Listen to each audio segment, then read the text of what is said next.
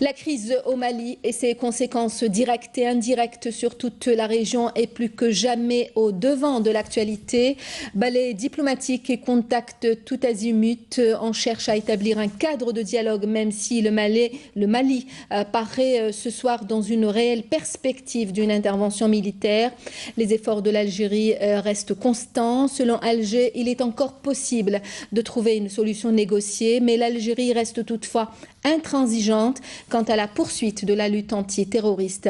Lors de sa tournée au Sahel, le ministre délégué chargé des affaires maghrébines et africaines l'a d'ailleurs clairement réaffirmé. Samia Bacha. L'Algérie accélère le pas dans sa course diplomatique pour éviter le point de non-retour à Bamako. Alger va donc naturellement privilégier la concertation régionale. À chacune de ses escales africaines, Abdelkader Messahel va marteler un seul et même message: préserver l'unité nationale du Mali et combattre sans merci le terrorisme et les narcotrafiquants.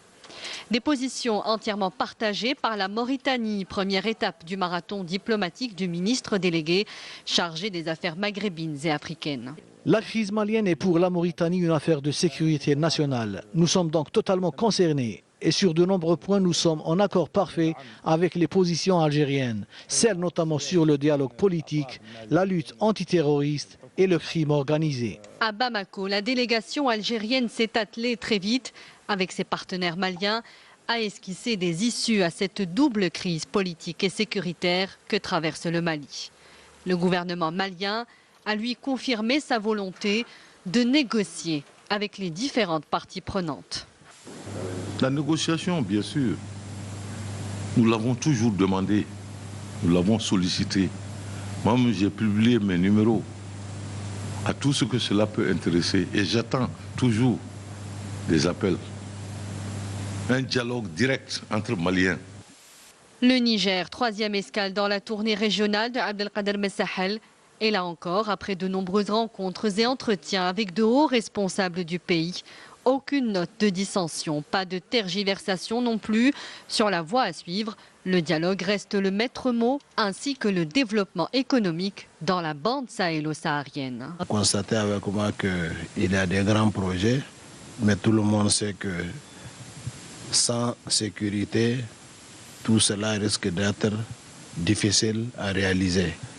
Et c'est pour cela que nous devons de trouver les voies et moyens d'assurer la stabilité et la sécurité dans nos différentes zones. L'Algérie s'est ainsi assurée du soutien de ses voisins directs, tous concernés comme elle par les tenants et les aboutissants de l'imbroglio malien. Les pays du champ ont donc réaffirmé leur volonté commune de faire front, à la fois pour régler la crise dans ce pays frère, mais aussi de combattre, voire éradiquer totalement le terrorisme et le crime organisé. L'Algérie, qui ne négociera pas sur la souveraineté nationale du Mali, s'est montrée en revanche très ferme sur ces fléaux qui la gangrènent. L'Algérie a ainsi affirmé qu'il était légitime de recourir à tous les moyens, y compris la force, pour y parvenir. Mais sur le plan régional, nous appartenons à ce qu'on appelle les pays du champ. Nous avons nos mécanismes qui fonctionnent et qui doivent donc rester dans le cadre des objectifs que se sont fixés, à savoir l'éradication de deux fléaux qui menacent nos pays. Cependant, dans le cadre des questions internes et propres au Mali, nous concevons en Algérie qu'il est important que les groupes armés qui se trouvent au nord, que ceux parmi les groupes armés maliens doivent faire des choix pour se démarquer définitivement de tout ce qui est relation avec le terrorisme et le crime organisé. Le choix pour ces bandes armées de choisir leur camp, car l'Algérie, comme ses partenaires régionaux, n'auront pas une once de complaisance ou d'indifférence envers la violence. S'il s'impose en définitive, l'usage de la force devra être conduit avec discernement, rappelle l'Algérie, pour éviter surtout l'amalgame et la confusion entre les populations du Nord Mali, qui elles ont bien des revendications légitimes, et les groupes terroristes, ainsi que les narcotrafiquants. Le Conseil de sécurité de l'ONU devrait statuer dans moins d'une heure sur un projet de résolution sur les modalités d'une éventuelle intervention militaire au Mali. Les conséquences de la crise malienne ne sont évidemment pas que politiques et sécuritaires. Les bouleversements que vit cette région du Sahel ont entraîné aussi une crise humanitaire aggravée par la sécheresse. L'Algérie a beaucoup fait pour l'atténuer. Elle a été d'ailleurs l'un des premiers pays à dépêcher des aides alimentaires au Mali. Jawida Boumrar. La région du Sahel en Afrique de l'Ouest est une vaste zone aride qui s'étend du Sénégal sur la côte ouest jusqu'au Tchad, près de 4000 km à l'est. La région a été frappée par une rude sécheresse en 2010 et un très grand nombre de ses habitants luttaient déjà pour se remettre sur pied lorsque la nouvelle sécheresse est survenue.